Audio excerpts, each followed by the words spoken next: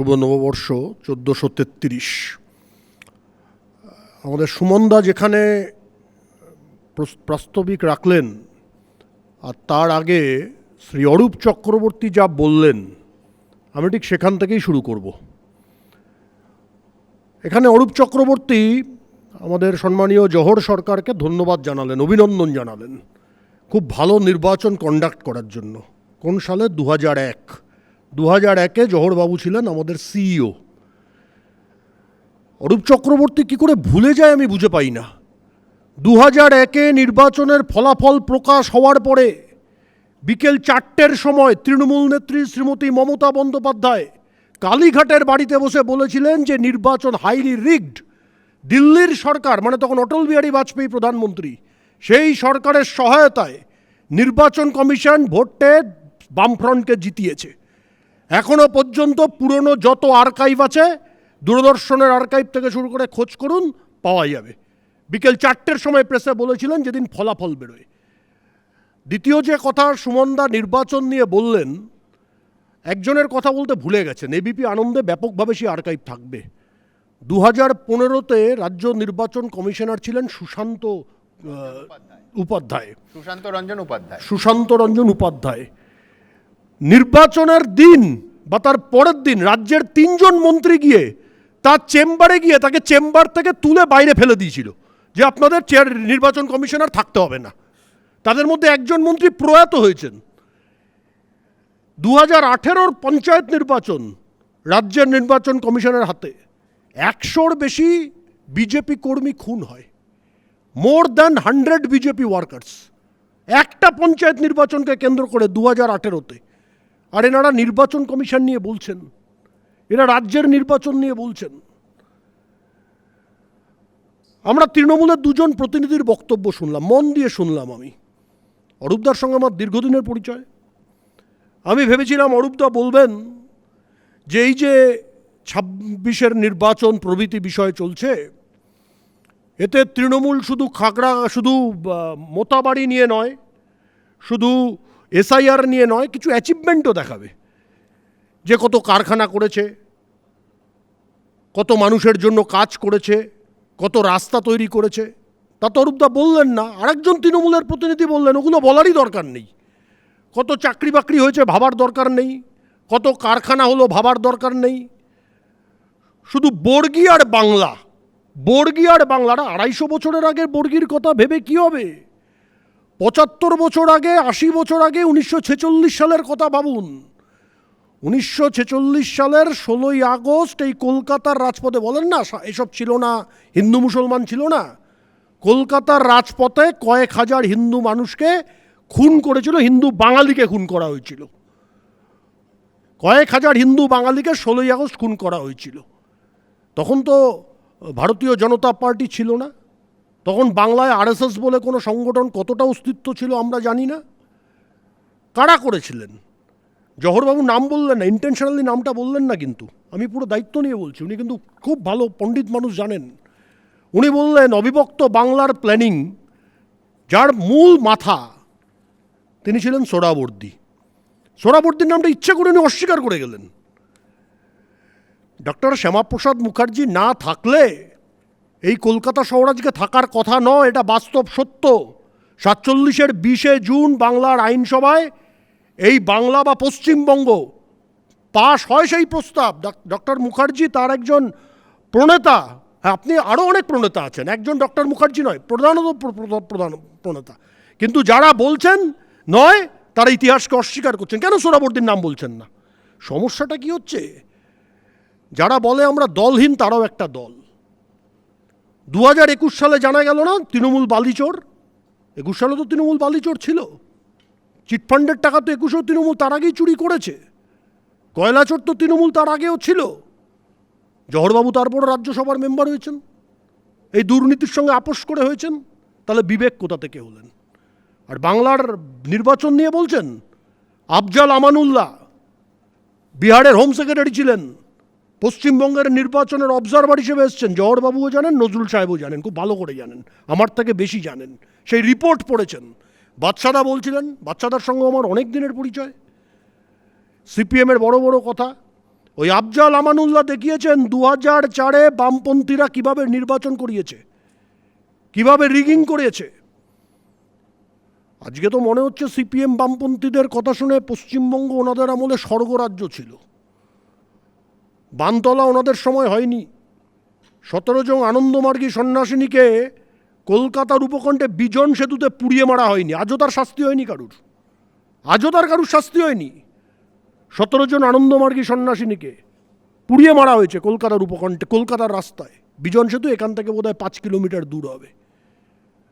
অস্বীকার করা যায় না। মরিচঝাপির ঘটনা তো আর বলতেই চাই না, কতবার বলবো। তার জন্য বামপন্থীরা এমন ভাব করে যেন তাদের সময় স্বর্গরাজ্য ছিল, আর যত সর্বনাশ অন্য সময় হয়েছে। আজকে এই যে তৃণমূলের বিরুদ্ধে অভিযোগ, মোথাবাড়ি নিয়ে এমন বলে গেলেন অরূপ দা, যেন মনে হচ্ছে অরূপ চক্রবর্তী এমন বলে গেলেন যে সোহরাবর্দীর বক্তৃতা শুনছি না অরূপ চক্রবর্তীর বক্তৃতা শুনছি, বোঝা মুশকিল। চোখ দিয়ে জল বেরিয়ে যাচ্ছে। সুপ্রিম কোর্ট বলছেন যে কঠোরতম ব্যবস্থা গ্রহণ করতে হবে, এদের রাজনৈতিক পরিচয় জানতে হবে। তৃণমূল এদের ডিফেন্ড করার বাইরে কোনো কাজ আছে? তৃণমূলের রাজ্যসভার সাংসদের নাম কি? হাসান ইমরান। কে হাসান ইমরান? যে সিমির প্রতিষ্ঠাতা। সিমির মতো একটা সন্ত্রাসবাদী সংগঠনের প্রতিষ্ঠাতা হচ্ছে হাসান ইমরান। সে তৃণমূলের রাজ্যসভার সদস্য। খাগড়া করে বিস্ফোরণ হলো, আজ থেকে প্রায় 10-12 বছর আগের ঘটনা। এসপি বলছে, জেলার এসপি তৎকালীন, গ্যাসের সিলিন্ডার ফেটে গেছে, বোমা বিস্ফোরণ হয়নি। কারা ধরা পড়ল? ধরা পড়ল বাংলাদেশ থেকে আগত যারা ওখান থেকে উগ্রপন্থী, তারা এসে ধরা পড়ল। গ্যাসের সিলিন্ডার ফেটে গেছে বলল। আর রাজ্যের মুখ্যমন্ত্রী কি বললেন? কোনো মুখ্যমন্ত্রী বলেন না। বিজেপি বিরোধী অনেক রাজ্যের মুখ্যমন্ত্রী আছেন, একমাত্র আমার রাজ্যের মুখ্যমন্ত্রী বলেছেন, অন রেকর্ড বলেছেন, র বিস্ফোরণ করিয়েছে, রিসার্চ অ্যান্ড অ্যানালিটিক্যাল উইং বিস্ফোরণ করিয়েছে। কোথায়?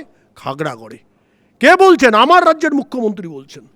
কাজেই তারা তো মোথাবাড়িকে ডিফেন্ড করবেই, সাবিনা ইয়াসমিনকে ডিফেন্ড করবেই, তার বক্তব্যকে ডিফেন্ড করবেই। সমস্যাটা হচ্ছে এই ভোট ব্যাংক পলিটিক্স। আর একটা বিষয় এখানে অরূপ চক্রবর্তী বললেন, আমি সেটাও এখানে স্পষ্ট করতে চাই। উনি বলেছেন, প্রসঙ্গ তুলেছেন, কেরালায় এত নাম বাদ গেছে, হইহল্লা তো হচ্ছে না। হ্যাঁ, আমি বলছি উত্তরপ্রদেশে 2.5 কোটি নাম বাদ গেছে, কোনো হইহল্লা হচ্ছে না। না বিজেপি বলছে আমাদের সরকার আছে, না অন্য দল বলছে। পশ্চিমবঙ্গে কেন হচ্ছে? কারণ পশ্চিমবঙ্গে বাংলাদেশি মুসলমানদের নাম বাদ যাচ্ছে বলে এত কান্নাকাটি।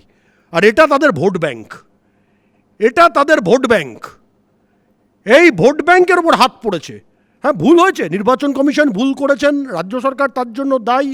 সেটাকে কারেকশন করার জন্য জুডিশিয়াল অফিসারদের অ্যাপয়েন্ট করা হয়েছে, এগুলো সব ঘটেছে। কিন্তু তারপরও ভুল হয়েছে। মতুয়া সম্প্রদায়ের জন্য সিএ আইন আনা হয়েছে, সিএ আইন তারা গ্রহণ করেননি, কোনো কোনো সময় সিএ করতে পারেননি, তাতে তাদেরও নাম বাদ গেছে। কিন্তু তাদের জন্য তৃণমূলের দুঃখ নেই। ভারতীয় মুসলমানদের নাম বাদ গেলেও তৃণমূল খুব বেশি চিন্তিত নয়। প্রধান চিন্তিত বাংলাদেশ থেকে যে সমস্ত মুসলমান এসছে তাদের নাম কেন বাদ গেল। ওই যে জেলাগুলো বলছেন, হ্যাঁ মুর্শিদাবাদে বেশি নাম বাদ গেছে, মালদায় বেশি নাম বাদ গেছে, উত্তর দিনাজপুরে বেশি নাম বাদ গেছে, নদিয়ার সার্টেন বর্ডারে বেশি নাম বাদ গেছে। কারণ ব্যাপক হারে অনুপ্রবেশ হয়েছে সব জায়গায়, বছরের পর বছর ধরে হয়েছে। ইন্দ্রজিৎ গুপ্ত যখন ভারতের স্বরাষ্ট্রমন্ত্রী ছিলেন 1998-99 সালে, তখন ওনার পার্লামেন্টে স্টেটমেন্ট ছিল 1 কোটির বেশি বাংলাদেশি অনুপ্রবেশকারী পশ্চিমবঙ্গ এবং আসাম দিয়ে ভারতের মধ্যে প্রবেশ করেছে। তাদের কাছে আধার কার্ড তৃণমূল করে দিয়েছে, রেশন কার্ড তৃণমূল করে দিয়েছে, কারণ তারা তো ভোট ব্যাংক। তাদের ওপর এবার আঘাত এসছে, তাদের নাম ভোটার লিস্ট থেকে বাদ গেছে, তার জন্য এত কান্নাকাটি, এত গেল গেল গেল গেল রব। আজকে এই কারণটা বুঝতে হবে। বাংলার অস্মিতার প্রশ্ন, একটা কারখানা করতে পারেন না, বাংলার আবার অস্মিতার প্রশ্ন বলছেন। পশ্চিমবঙ্গের লক্ষ লক্ষ যুবক বাইরে চাকরি করতে যেতে বাধ্য হয়, বাইরে জন খাটতে যেতে বাধ্য হয়। এই বাস্তব সত্যটাকে তো মানতে হবে। যেটা সত্যিকারের ঘটনা, পশ্চিমবঙ্গের তৃণমূল শুধু বলে দিক যে এই 15 বছরের রাজত্বে আমরা কটা কারখানা তৈরি করেছি। প্রত্যেক বছর বঙ্গ সম্মেলন করেন, অমুক শিল্পপতি আসবে শুনি, তমুক শিল্পপতি আসবে শুনিন। কারণ আমাদের মুখ্যমন্ত্রী তো শিল্প মানে চপ শিল্প বোঝেন, মুড়ি শিল্প বোঝেন, চানাচুর শিল্প বোঝেন। তাহলে এই অবস্থাই হবে, যেখানে চপ মুড়ি চানাচুর শিল্পটাই শিল্প। আমি সিঙ্গুরের কথা তো তুলছিই না। হঠাৎ শুনলাম তাজপুর বন্দর হবে, তাজপুর বন্দর হবে, তাজপুর বন্দর হবে।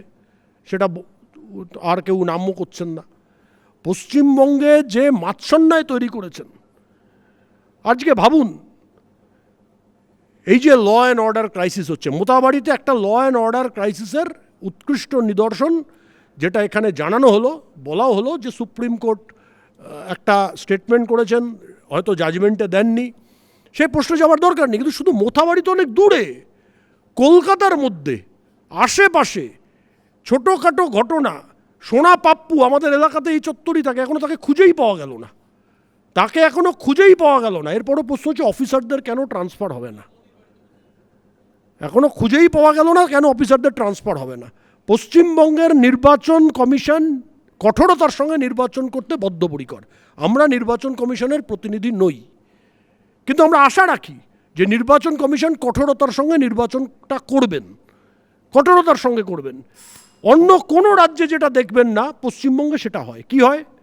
রাজ্যের মুখ্যমন্ত্রী বসে আছেন সরকারি মঞ্চে, একদিকে চিফ সেক্রেটারি বসে আছেন, আরেকদিকে হোম সেক্রেটারি বসে আছেন, আর কেন্দ্র সরকারের তুলনা করছেন। ব্যক্তিগতভাবে প্রধানমন্ত্রীর বিরুদ্ধে বলছেন, ব্যক্তিগতভাবে মুখ্যমন্ত্রীর বিরুদ্ধে বলছেন, অন্য রাজ্যের মুখ্যমন্ত্রীর বিরুদ্ধে, আমাদের রাজ্যের মুখ্যমন্ত্রী বসে। এটা হতে পারে কখনো? আর কি মিথ্যাচার, কি মিথ্যাচার সব জায়গায়।